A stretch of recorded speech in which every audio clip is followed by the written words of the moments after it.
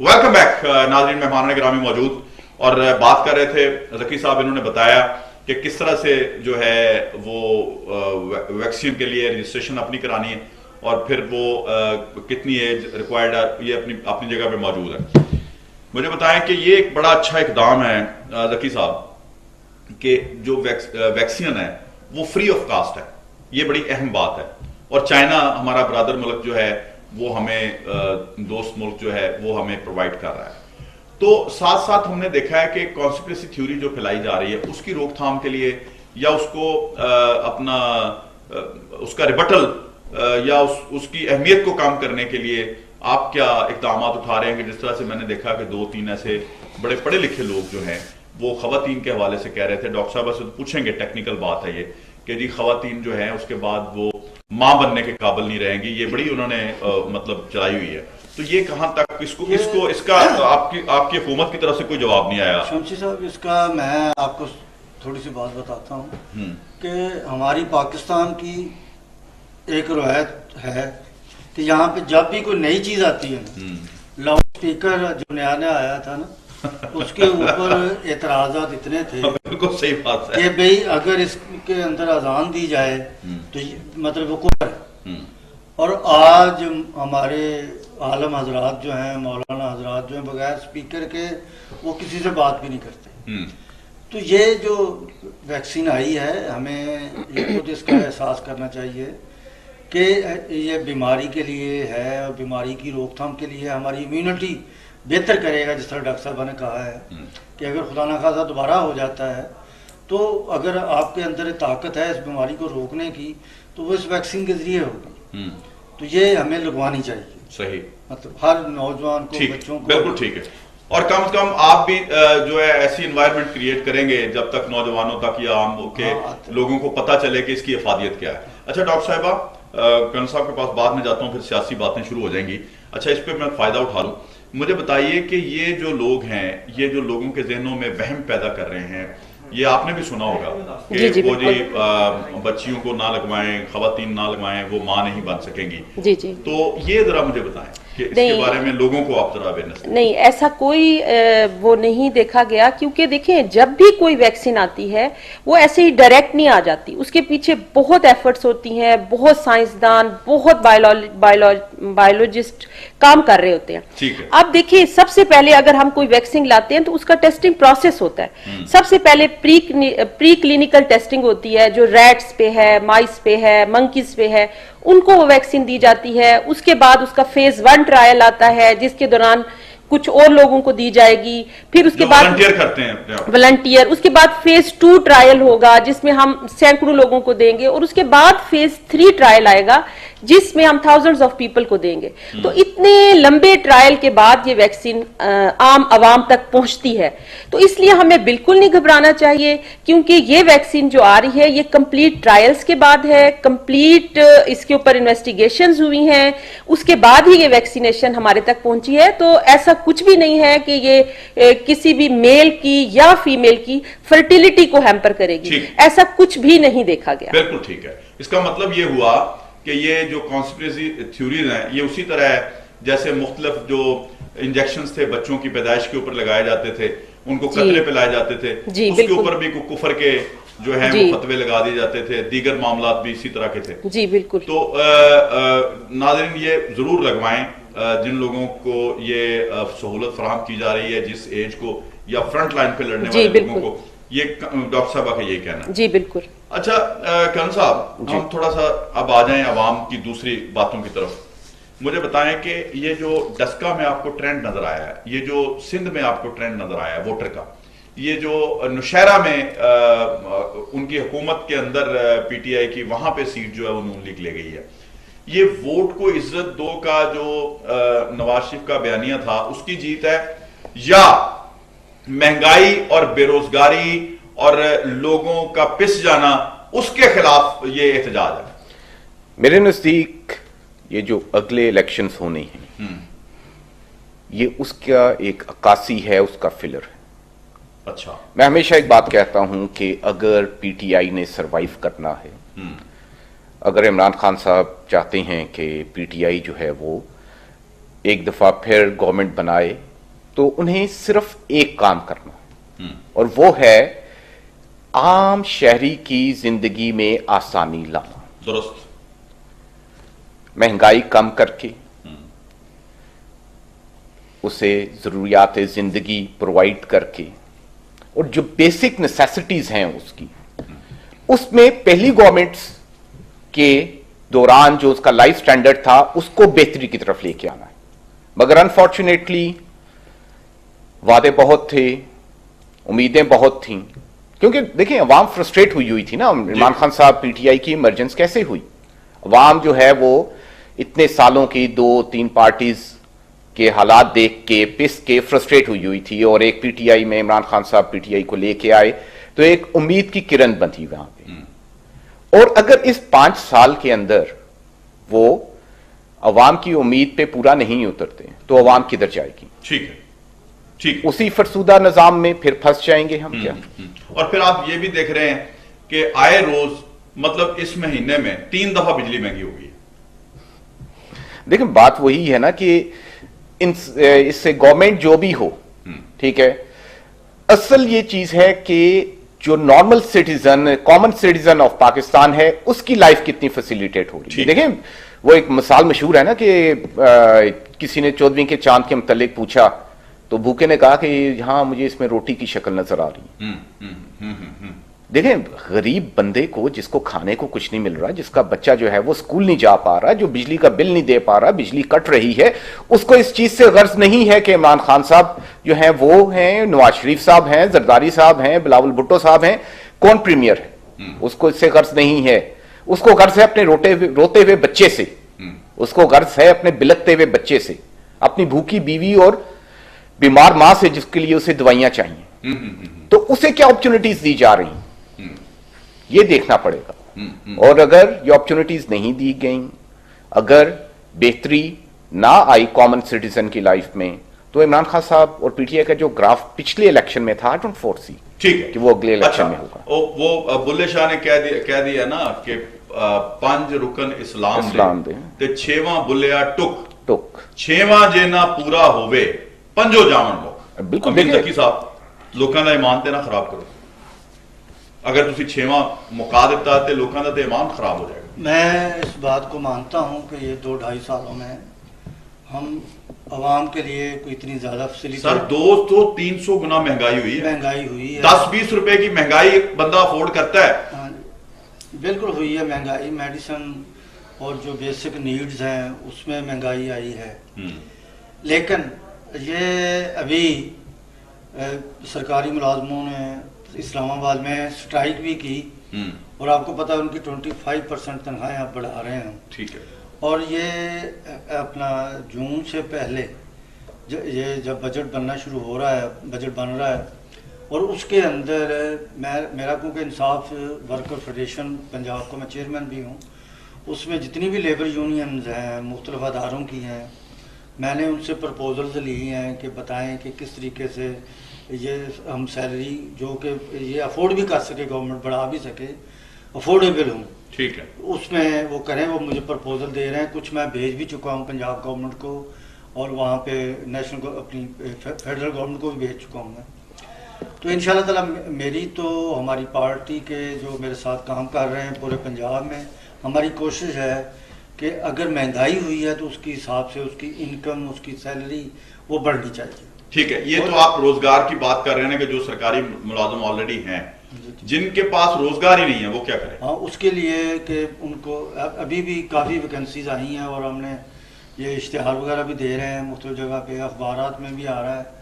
तो जिस तरह के ये अब कंस्ट्रक्शन का जो है, कंस्ट्रक्शन इंडस्ट्री है फैसलाबाद में, मतलब वहाँ पे लेबर नहीं मिल रही, इतना ज़्यादा वहाँ पे काम हो रहा है। और अब हम पंजाब लेवल पे शुरू करने लगे हैं, और इसके लिए मैं मुख्तलिफ जगह पे जाकर लोगों को मिल भी रहा हूँ जो कि हाउसिंग सोसाइटीज़ बनाते हैं, जो लैंडलॉर्ड हैं, उनको मैंने कहा है कि आप अगर हमारा जो Punjab housing and development authority है उसके तहत बनाएंगे तो हम आपको बहुत सारी फैसिलिटीज़ भी देंगे। ठीक है। कि वहाँ पे बिजली जल्दी लग जाए, पानी आ जाए, और मतलब इसके अलावा वहाँ पे 3-3 मरले के घर जल्दी ठीक है, वन विंडो ये नहीं आप कर रहे हैं कि जी उनका टाइम भी बचे और दूसरे मामले इंशाल्लाह ताला ये जून के बजट के बाद इंशाल्लाह ताला आप देखेंगे। ठीक है। अच्छा, एक मुख्तसर सी बात बेरोजगारी को कि आप ना खत्म करने की कुव्वत कोशिश खरीद बढ़ा नहीं रहे, महंगाई बढ़ाते चले जा रहे हैं। वही मैं कह रहा हूँ ना, कुव्वत खरीद इनकम से बढ़ेगी ना, तो इनकम के लिए ये मैं कह रहा हूँ कि मैंने ठीक है। अच्छा डॉक्टर साहब, कोरोना की भी बात हो गई, मैं अब जनरल जो आपकी प्रैक्टिस है उसमें आपके पास बहुत से मरीज आते होंगे। आज से 2.5-3 साल पहले और आज का मरीज जो है नफ्सियाती तौर पे फीस देने के कितना का काबिल रह गया, ये जरा थोड़ा सा आप बताइए लोगों के लिए, शायद उसकी रहनुमाई हो सके। शमसी साहब आपकी इजाजत से यहाँ पे एक और चीज मैं ऐड करना चाहूंगा कि क्या आप ये देखती हैं डॉक्टर साहब कि नफ्सियाती अमराज में भी इजाफा हुआ है, क्या साइकोलॉजिकल बढ़ी है, डिप्रेशन में पेशेंट ज्यादा जा रहे हैं? जी बिल्कुल, ये देखा गया है कि पेशेंट डिप्रेशन में भी जा रहा है, और उसके अलावा जो भी मरीज आता है वो बस यही बता रहा होता है कि जी हमारा कारोबार बंद हो गया था, स्पेशली कोरोना वायरस के इन दिनों में जब लॉकडाउन था, तो जिसकी वजह से उनकी ना कुव्वत खरीद है और फीस देना भी उनके लिए काफी मुश्किल है, और मेडिसिन भी काफी ज्यादा जो है पहले से महंगी हो गई हैं, और उसकी वजह से भी काफी इफेक्ट आया इसके ऊपर। ठीक है। अच्छा कम साहब, ये जो तीनों चीजें डॉक्टर साहब ने क्लियर कर दी, अब अगर हम यहाँ रोना पीटते हैं, बात करते हैं, तो इमरान खान साहब स्पीच में कहते हैं जी साफी जो है वो माइक आगे करता है, तो वो कहता है जी क्या नया पाकिस्तान बन गया, तो वो जनाब आगे से 4 बातें सुना देता है। अब मुझे बताएं, डॉक्टर साहबा तो एक पढ़ी लिखी खातून है, मेडिकल प्रोफेशन में है, ये तो किसी सियासी जमात से इनका ताल्लुक नहीं है, उन्होंने पब्लिक वेलफेयर के लिए बात की है कि मैं जकी साहब से कुव्वत खरीद की बात कर रहा था, कुव्वत खरीद तो अपनी जगह पे मौजूद, वो तो कोई नई चीज लेने की बात है, ये तो अपनी सेहत के हवाले से जिसपे कंप्रोमाइज हो ही नहीं सकता, तो फिर क्या करेंगे लोग? शमसी साहब, यही तो अलमिया है कि लोगों को समझ नहीं आ रही वो क्या करें। मैं ये नहीं कह रहा कि जो पहले पॉलिटिकल पार्टीज थी दूध से धुली हुई थी, मगर जो उम्मीदें इस पार्टी के साथ वाबस्ता थी वो कम से कम पूरी नहीं हो पा रही। नया पाकिस्तान इंशाल्लाह बनेगा, मेरी भी ये दुआ है, और यकीनन आपकी और हर पाकिस्तानी की यही दुआ होगी, मगर हमें उम्मीद ये करनी चाहिए कि पुराने पाकिस्तान को तोड़ के नई कंस्ट्रक्शन तो नहीं की जाएगी, बुनियादें तो नहीं हिलाई जा सकती, बुनियादें कि तोड़ के दोबारा कंस्ट्रक्शन की कोशिश तो नहीं की जा रही। ठीक है, इंशाल्लाह ताला वक्त आएगा, चीजें बेहतर होंगी। और आप वो जो बात कर रहे थे सहाफी वाली, ऐसी आवाजें बुलंद करने वाली, तो बात वही है ना, मुझे है हुक्म अज़ान ला इलाहा इल्लल्लाह, ये दौर अपने इब्राहिम की तलाश में है, मुझे है हुक्म अज़ान ला इलाहा इल्लल्लाह। मगर अभी तक जितने भी सियासी चेहरे सामने आए हैं उनमें वो इब्राहिम नजर नहीं आ रहा मुझे, क्योंकि वो सेल्फलेस होना चाहिए, उसको कहीं पे कॉम्प्रोमाइज नहीं करना चाहिए, उसका फोकस, उसका विजन सिर्फ पाकिस्तान, उसका दोस्त अल्लाह का दोस्त, उसका दोस्त, यस, और वो हर काम अल्लाह की रजा के लिए करे। आज ये इमरान खान साहब, नवाज शरीफ साहब, जरदारी साहब, बिलावल भुट्टो साहब, मरियम साहिबा अगर हर काम अल्लाह की रजा के लिए करना शुरू कर दें तो यकीनन ये पाकिस्तान जन्नतुन नज़ीर बन जाए। नहीं, असल में प्रॉब्लम क्या है ये पता हो क्यों नहीं रहा, जरा थोड़ा सा मैं भी इसमें हिस्सा डाल दूं। ये अल्लाह के दोस्त नहीं है, ये एक दूसरे के दोस्त हैं। जरदारी नवाज शरीफ का दोस्त है, नवाज शरीफ फजल रहमान का दोस्त है, फजल रहमान इमरान खान का दुश्मन है, इमरान खान फजल रहमान की दुश्मनी में निकल गया, जहांगीर तरीन इमरान खान का दोस्त है। ये एक चेन है सर, उसमें उस चेन में फंसे हुए हैं। प्रॉब्लम ये है, म्यूजिकल चेयर की चेन है भाई। और आप देखें यूसुफ रजा गिलानी को वही जहांगीर तरीन जितवाएगा जी, जिसने इमरान खान को जितवाया था। दिस इज अनफॉर्चुनेट ना। और इसका हल क्या है? उसी में इलेक्टोरल रिफॉर्म्स में। बिल्कुल ठीक है। जब तक इलेक्टोरल रिफॉर्म्स ऐसी नहीं होंगी कि एक कॉमन सिटीजन आगे आ सके, एक अच्छा, सब अच्छे हैं, मैं किसी को बुरा नहीं कह रहा सर। देखें इमरान खान साहब ने एक किसी ने क्या खूब कहा था, एक जमात इस्लामी के हमारे दोस्त हैं नजीर अहमद जंजुआ साहब, जी जी, वो प्रोग्राम में बैठे थे, उन्होंने कहा था कि इमरान खान हमारी बातें ना माने, अपनी पुरानी तकरीरों पे अमल कर दें, पाकिस्तान बन जाएगा, ठीक हो जाएगा पाकिस्तान। इसमें क्या प्रॉब्लम है? क्यों सुनते हैं आप, क्यों किसी की बात सुनते हैं? आप अपनी कही हुई बातों पे अमल कर दें। तो जकी साहब आपको तो कहा था उन्होंने कि जी मैं अपने बंदों को टिकट दूंगा, मीनार पाकिस्तान में जो 11 अक्टूबर का जलसा था उसमें आप भी थे, मैं भी था, सारी दुनिया थी, सारी दुनिया खुश थी जैसे ईद का दिन है। और इमरान खान साहब जलसे को देख के नवाफल की अदायगी कर रहे थे स्टेज के ऊपर ही, और कह रहे थे कि मैं नौजवानों को आगे लाऊंगा, जिन्होंने मेरे साथ स्ट्रगल की है वो आगे आएंगे, तो वो तो कहीं नजर नहीं आ रहे।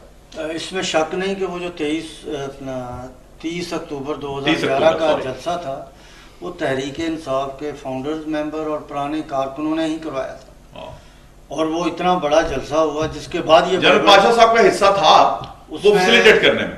जनरल पाशा तो एजेंसियां को नहीं वो जावेद हाशमी साहब आपके दोस्त जो है ना, उन्होंने बड़े पोल खोले ना सर, ਤੁਹਾਨੂੰ ਪਤਾ ਤੁਹਾਡੇ ਤੁਸੀਂ ਉਹਨਾਂ ਦੇ बड़े मुतकिद हो जावेद नवाज शरीफ वगैरह जड़े मतलब पहले भी करते रहे हैं वो, और उनको एजेंसियां सपोर्ट करती रही हैं। ठीक है, वो ऐसे इल्जाम हम हमारे ऊपर, इसका मतलब ये है कि जकी साहब कह रहे ने लो तो उन्होंने भी तो करते रहे ने, सानू कर लिया तो फिर की ये आप खुद ही लेकिन ये just lighter part of it. लेकिन जो मैं ये कहना चाहता हूँ कि वो जलसा किया हमने और उसके बाद ये बड़े बड़े लोग आ गए, बड़े बड़े पॉलिटिशियन आ गए, और लेकिन आप ये देखें कि ये जो हमारी गवर्नमेंट है पीटीआई की, ये प्योर पीटीआई की गवर्नमेंट नहीं है, ये कोलिशन गवर्नमेंट है जिसमें काफ लीग है, एमक्यूएम है, इंडिपेंडेंट कैंडिडेट हैं, इसके अलावा एमक्यूएम अपने इधर से बलूचिस्तान की पार्टी है, यानी मिलावट वाला दूध है। हाँ जी, पानी वाला दूध है। तो उनको इसलिए जो पार्टी के फाउंडर्स मेंबर थे या यूथ जो थी, उन लोगों ने कुर्बानी दी कि इमरान खान वज़ीर आज़म बने और आके इस मुल्क के लिए कुछ करें।